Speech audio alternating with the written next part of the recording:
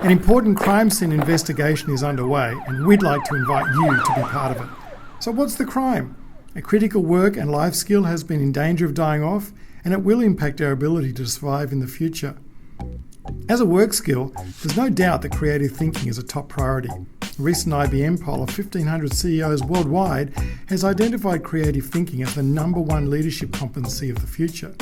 The Boston Consulting Group found that for 7 of the last 8 years, creativity and innovation have been at the top ranked of all strategic imperatives. And an Adobe survey has found 8 in 10 people believe that creativity is critical to unlocking economic growth. Creative thinking has not only been essential throughout history as a survival mechanism, it's also been important for improving the quality of life.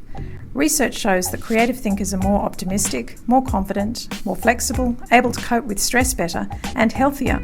Creative students tend to achieve more highly, are more engaged in what they do, and have higher self-esteem. Paul Torrance, the father of creativity, found that the link to lifetime achievement is nearly 3 times stronger for childhood creativity than it is for childhood IQ. And yet creative thinking seems to be dying off at an alarming rate. While 98% of children score as geniuses in divergent thinking tests, only 2% of adults reach this score. Up until 1990, CQ, or creative intelligence, and IQ were rising at the same rate. Since then, CQ rates are falling, while IQ continues to rise. The good news is that creativity can be developed. 40% of our creativity comes from genetics, while 60% comes from our environment. That comes from more enriched and playful environments that encourage us to expand our thinking. Animals raised with more chances to play and explore have higher levels of a brain chemical essential for learning. They have increased brain weight and more branches of larger and more connected trained neurons. The same happens with us humans. The brain is plastic enough to be able to adapt and take on new thinking. We can rewire the brain and form new connections at any time. So what kills creativity and how can we get it back? What is impacting our ability to think creatively today?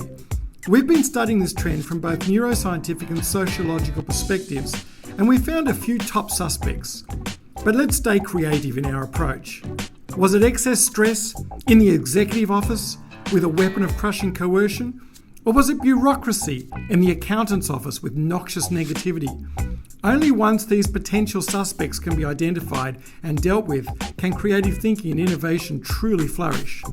Join the fascinating crime scene investigation into the demise of this critical work-life skill and discover practical strategies and tools for developing creative thinking in yourself, your team, and your organisation.